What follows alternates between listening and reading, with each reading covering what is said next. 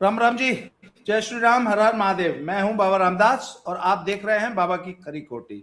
मेरे साथ है व्यालोक वाणी वाले भाई व्यालोक स्वामी जी। व्यालोक भाई राम राम। जय सिया राम। आपके सभी दर्शकों श्रोताओं को प्रणाम।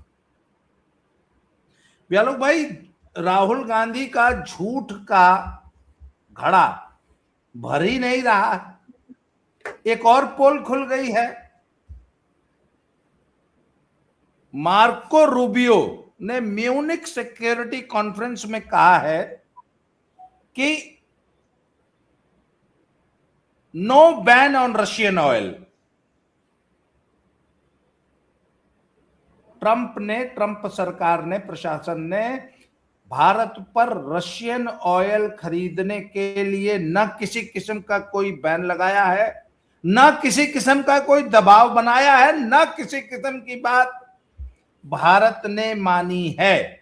भारत जैसे तेल खरीद रहा था वैसे ही खरीदता रहेगा। पहले 1.5 से 2 मिलियन बैरल्स प्रतिदिन, बिलियन बैरल या मिलियन, जो भी जितना भी खरीदता था, खरीदता रहेगा। सिर्फ एक रिक्वेस्ट की है कि सर थोड़ा सा वेनेजुएला से भी ले लेते तो हमारे भी बाल बच्चे पल जाते। तो उन्होंने कहा हाँ वो देखेंगे हम। और मोदी जी का शुरू से एक कहना है कि मैं हूं गुजराती बनिया, जहां से सस्ता मिलेगा वहां से लेंगे। रूस से सस्ता मिल रहा है तो वहां से ले रहे थे, वेनेजुएला सस्ता देगा तो वहां से लेंगे, जहां से सस्ता मिलेगा वहां से सस्ता लेंगे। तो सर राहुल गांधी का झूठ क्या क्या, ये जो ट्रेड डील हुई है इस पर जो इतना बड़ा झूठ और वितंडा इस लड़के ने फैलाया था, क्या सर क्या हो रहा है? व्हाट इज दिस यार, क्या चल रहा है ये राहुल जी? दो बातें। जी पहला तो झूठ बोलने के साथ सबसे बड़ी समस्या ये होती है कि आदमी भूल जाता है कि पिछली बार क्या बोले थे। पिछली बार क्या सच के बोला था? साथ सच के साथ ये समस्या नहीं होती है। सच एक ही होता है तो आदमी को याद रखने की जरूरत नहीं पड़ती है। राहुल विंची आदतन झूठा और लबाड़ है। आप याद कीजिए कि उसने कितनी बार कोर्ट से माफी मांगी है। स्वतंत्र वीर सावरकर का मसला हो, मोदी सरनेम वाला मसला हो, या फिर संसद में झूठ बोलने वाला मामला हो, रफाल का मामला हो, हर एक मसले पर कोर्ट से लात खाता है और हर एक मसले पर माफी मांगता है और उसके बाद भूल जाता है। दूसरा मामला यह है कि राहुल विंची एक झूठ बोलने के बाद वो रुकता नहीं है। इस मामले में उसने गीता के कर्म योग को एकदम अपना लिया है कि एक झूठ बोलेंगे उसके बाद क्या हो रहा है नहीं हो रहा है, मैं पकड़ा गया नहीं पकड़ा गया, फिर माफी मांगे नहीं। अब वो दूसरी खेती करेगा। जैसे उसने ट्रेड डील का ये वाला तो जो किया सो किया, अब वो किसानों का हितैषी बनेगा। एक कोई महाबंद भी था 12 फरवरी को, हालांकि मैं सड़कों पर निकला तो ऐसा कुछ दिखा नहीं मुझे, क्योंकि लोग अब कहीं ना कहीं ऊब चुके हैं इस झूठ से। वो कह रहा है कि किसानों के साथ धोखा हो गया। वो कह रहा है कि भारत माता को बेच दिया, जो संसदीय कार्यवाही से हटाया गया। ये आपत्तिजनक शब्द होता है कि मोदी जी ने भारत माता को बेच दिया। और आप देखिए अभी पाकिस्तान का एक क्रिकेटर है, क्रिकेट का मौसम चल रहा है ना अभी, इसलिए मुझे याद आया, वो बोल रहा है कि भारत में 2 गुजराती देश चला रहे हैं और 2 गुजराती बेच रहे हैं। अब उसकी भाषा वो है, उसका नाम पता नहीं, कुछ अफरीदी वफरीदी था। वो पाकिस्तान का अच्छा खिलाड़ी माना जाता था क्रिकेटर, और पाकिस्तान का हर एक खिलाड़ी आतंकी है, जिहादी है। अब समस्या हम लोगों की है, इस बात को अब आगे बढ़ाते हैं। समस्या हम लोगों की क्या है कि हम लोग राहुल विंची जैसे आदमी को, कांग्रेस जैसी पार्टी को 99 सीटें देते हैं। 44 पर समेट दिया था इसको, लेकिन इस बार जनता को मजा नहीं आया कि भाई मोदी जी वह डांस नहीं दिखाया है, तो इस बार 240 पर ला दो। अभी आप देख रहे होंगे पूरी सोशल मीडिया भरी होगी कि 240 लाया तो औकात नहीं दिखी है, इस बार 150 कर देंगे। कर दो भैया, उससे क्या बिगड़ता बनता है। देश तो पिछले 1200 वर्षों से चल ही रहा है गुलामी के अंधकार में। आप इतनी ज्यादा तीव्रता से भावनाएं यहां विकसित होती हैं। अगर मान लीजिए मैं एक थोड़ा सा हारमोनियम इधर उधर लेके निकल रहा हूं, सीए कांड हुआ था, अचानक से सोशल मीडिया फ्लड हो गया था, ठीक। और उससे भी पहले चलिए, चर्च की 6 ईंटें निकालनी थी किसी शराबी ईसाई ने ही, पूरे देश से लेके इंटरनेशनल लेवल पर बवाल हो गया, यहां तक कि पीएम को और एचएम को बयान देना पड़ा था। उस समय भी सोशल मीडिया फ्लड हो गया कि अब मुसलमानों के बाद ईसाइयों पर हमले हो रहे हैं। तथाकथित छात्र आंदोलन के नाम पर सारे विश्वविद्यालयों में, जेएनयू हो, जादवपुर यूनिवर्सिटी हो, हैदराबाद यूनिवर्सिटी हो, कहीं भी हो, एक साथ हुआ फ्लड, बाढ़ आ गई थी। सीएए के समय वही हुआ, तथाकथित किसान आंदोलन पार्ट 1 पार्ट 2 के समय वही हुआ। तो अभी जो फ्लडिंग हो रही है, अभी जो सोशल मीडिया पटा पा रहा है, अगर उस समय हम लोगों ने टूल किट कहा, अभी किस मुंह से न कहें कि ये टूल किट है। अभी इसको अगर हम कहना चाहें कि है, गुस्सा है, लोगों ने दिखाया, सरकार ने उस पर अपना स्टैंड भी जाहिर किया कि भाई किसी के साथ नहीं होने दिया जाएगा। सरकार की अपनी भाषा होती है। सुप्रीम कोर्ट में मामला है, सब जुडिस मामला है। ये एक नया ट्रेंड चल रहा है कि जब मामला सब जुडिस है तो आप सड़कों पर उतरकर दबाव बना रहे हैं, चाहे वो अम्बेडकरवादी तथाकथित छात्र हों या फिर तथाकथित सामान्य वर्ग के छात्र छात्राएं हों। आप ये कह सकते हैं कि भाई जब सांप गुजर जाएगा तो लकीर पीटने से क्या फायदा है, ठीक है, आप कह सकते हैं। लेकिन एक बड़े परिप्रेक्ष्य में अगर देखिए तो राहुल विंची का झूठ और किस तरह से ये खानदान लगातार देश को खोखला करने की कोशिश कर रहा है। रूबियो ने कुछ नया नहीं कहा है भाई, जयशंकर कह चुके थे इससे पहले कि ऐसा कुछ नहीं है। आप अपनी सरकार का, आपका विदेश मंत्री बोलता है तो आप इसकी बात करिए, और जिनको नहीं माननी है वो मानते। रूबियो की भी बात नहीं मानेंगे, वो तो कहेंगे कि अरे ये तो सेटिंग है, ये तो गेटिंग है। आप पूरे विश्व को देखिए, विश्व में किस तरह की हलचल मची। भाई वेनेजुएला के राष्ट्रपति को उठा के, प्रधानमंत्री को उठा के रातों रात राष्ट्राध्यक्ष जो भी था उसको उठाकर अमेरिका ले जाता है। ईरान को धमकी दे रहा है, ईरान के पास उसका जंगी बेड़ा लगा हुआ है। यूक्रेन और रशिया अब मुझे लगता है चौथे वर्ष युद्ध में चले जाएंगे। गजा और इसराइल का मामला, अभी तक हमास और इसराइल का युद्ध खत्म नहीं हुआ है। आपके पड़ोस में 2-2, 3-3 विस्फोटक पड़ोसी बैठे हुए हैं। चीन है, पाकिस्तान है और नया ये बांग्लादेश, जो आप ही ने बनाया, पैदा किया, और अब आप ही को वो भौंक रहा है। मतलब ये तो वही बात है ना कि किसी कुकुर को आप 10-12 साल खिलाएं पिलाएं और उसके बाद वो, बांग्लादेश की हैसियत क्या है। और कल को मोहम्मद यूनुस जा रहा था। अब विडंबनाएं बड़ी विचित्र है ना, वो मोहम्मद यूनुस जो जिहादी है उसको अर्थशास्त्र में नोबेल मिला हुआ है। क्यों मिला हुआ है? क्या नोबेल बिना एजेंडे के दिया जाता है? क्या नोबेल प्राइज बिल्कुल एकदम, या कोई भी प्राइज जो एशिया का नोबेल कहा जाता है और जो रवीश कुमार जैसे लंपटों को दिया गया है, पूरी बात को अगर समग्रता में मैं लाऊं तो कांग्रेस का एकमात्र लक्ष्य है इस देश की सत्ता हासिल करना। दूसरा लक्ष्य है वेटिकन के इशारों पर इस देश के टुकड़े टुकड़े करना, जिस काम में 10 वर्षों तक बहुत प्रगति रही, 2014 से उसमें कमी आई है। और तीसरा लक्ष्य है कांग्रेस का इस देश के अंततः बाल्कनाइजेशन की ओर ले जाना। जो 25 राज्य हैं हमारे, राहुल विंची तो कह चुका है ना कि India is not a nation, it's a union of 25 states या जो भी, और उसके जो माओवादी नक्सली साथी हैं वो तो मानते हैं कि भारत 25 राष्ट्रों का समूह है, राष्ट्रों का, क्योंकि वो राष्ट्र की अवधारणा ही नहीं जानते। वो पॉलिटिकल साइंस जो पैदा हुआ है 200 साल पहले, उससे राष्ट्र को, देश को और नेशन को, उनको नेशन स्टेट ही समझ में आता है। उनको ये बात पता ही नहीं है कि राष्ट्र नाम की चीज भी होती है। अब वो मैं बताऊंगा तो वो एक अलग वीडियो पर चला जाएगा। इसमें सबसे ज्यादा जिम्मेदारी किसकी होती है? प्रजातंत्र का जो रूप हमने सुना है उसमें आपको सबसे ज्यादा जिम्मेदारी जनता की।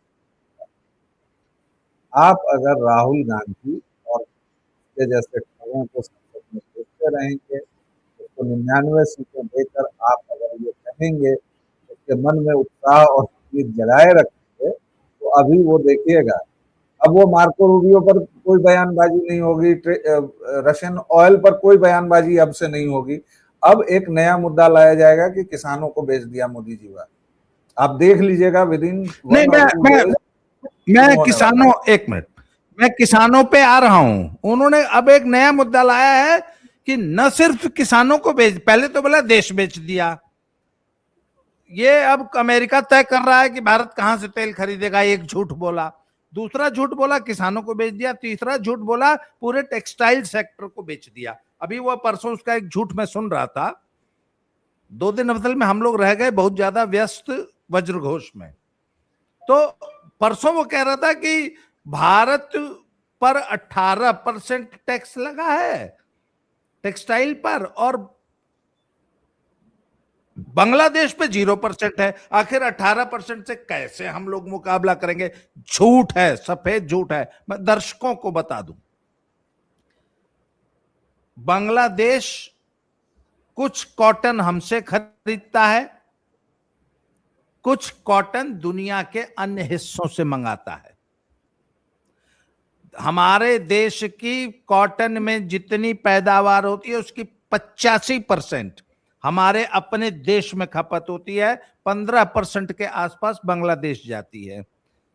अब अमेरिका ने बांग्लादेश के साथ ये ट्रेड डील की है कि जो कॉटन और जो रॉ मटेरियल तुम अमेरिका से मंगाओगे वह 0% टैक्स पे हम खरीदेंगे, बाकी पे 10 से 20% टैरिफ जैसा पहले था वैसा है। अब बात यह था कि बांग्लादेश है हमारा पड़ोसी। अब आपको एक रॉ मटेरियल ट्रक से 200 किलोमीटर से मंगाना है और एक रॉ मटेरियल अमेरिका से मंगाना है। 16 घंटे की फ्लाइट है, फ्लाइट से 16 घंटा लगता है। तला पानी का जहाज तो भूल ही जाइए। समुंदर से 1.5 महीना लगता है। वहां से जो सूत कपास मंगाएगा वो क्या धंधा करेगा? इसलिए बांग्लादेश का सबसे पड़ोसी जो राज्य है वहां का सूत हमेशा सस्ता पड़ेगा, उस पे 18% टैक्स है। राहुल गांधी सफेद झूठ बोल रहा है, संसद में बोल रहा है। नहीं तो एक बात पर आपने गौर नहीं किया आजकल कि राहुल विंची बाहर अब बोलता नहीं है, वो संसद में ही केजरीवाल टाइप बोलता है, क्योंकि वहां उसको इम्यूनिटी प्राप्त है, अधिक से अधिक कार्यवाही से हटा दिया जाए। बाहर वो कहाँ बोल रहा है भाई? मीडिया वाले बोलते हैं तो वो मीडिया वालों को ज्ञान देता है कि आप हमारी बात पहुंचाइए। अंदर जाके हंगामा करता है, हर एक सत्र में उसका यही काम है। अब देखिएगा अगला सत्र जो आपका बजट सत्र का दूसरा जो हिस्सा शुरू होगा वो पूरा का पूरा हंगामे में चढ़ेगा, क्योंकि पहले तो ओम बिरला जी वाला मामला है और दूसरा फिर इसके जो 8 सांसद विपक्षी पार्टियों के निष्कासित किए गए हैं सत्र के, वो होगा।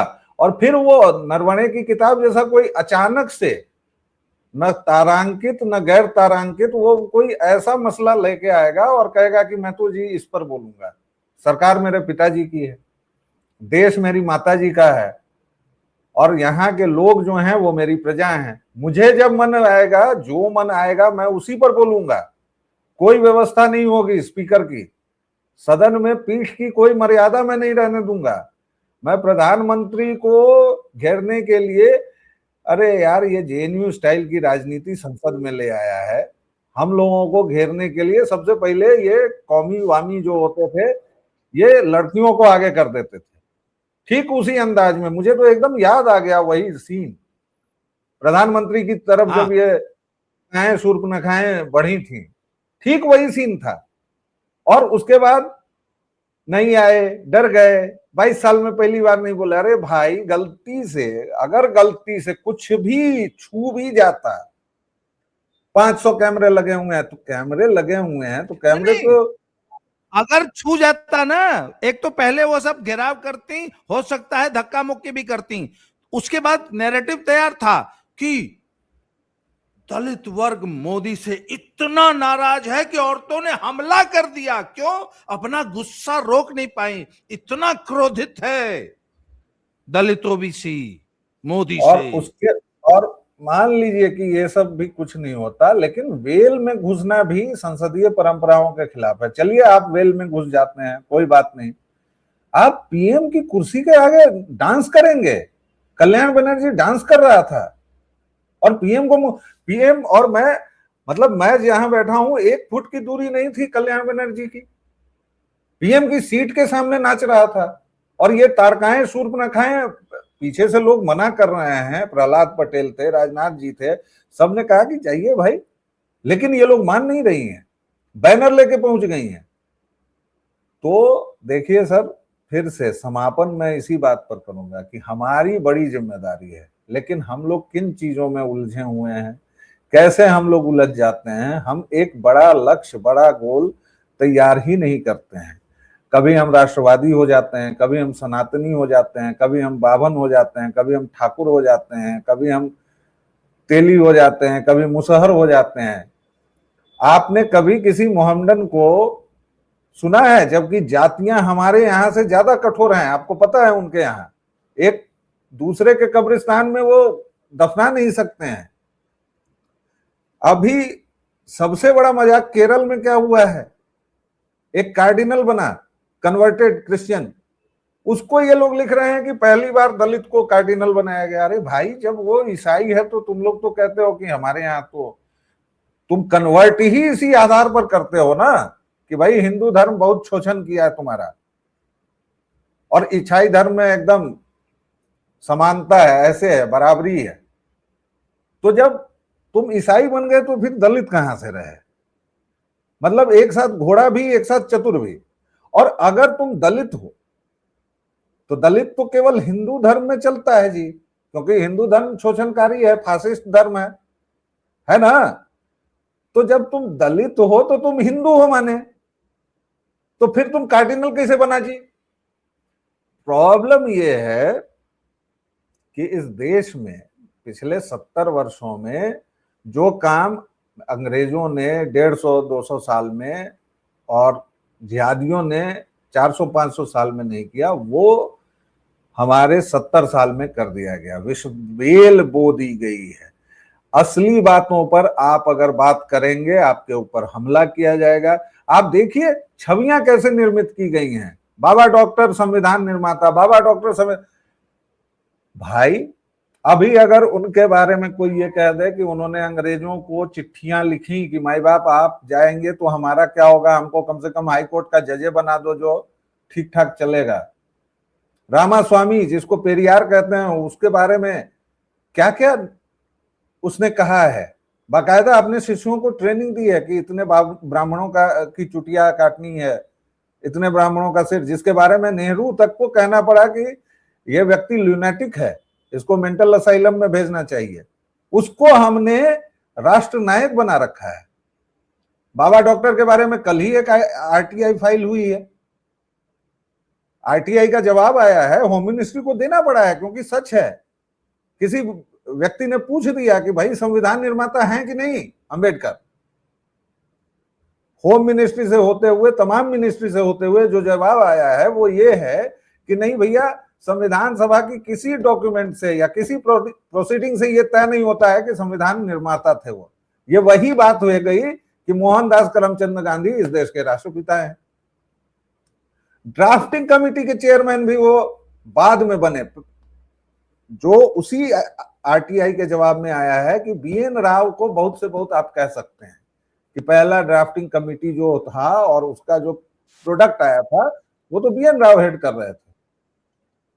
लेकिन आज अगर मैं सड़क पर जाकर ये बात, मान लीजिए महाराष्ट्र के उन इलाकों में कह दूं जहां अंबेडकरवाद हावी है, क्या होगा? मेरी लिंचिंग होगी कि नहीं होगी?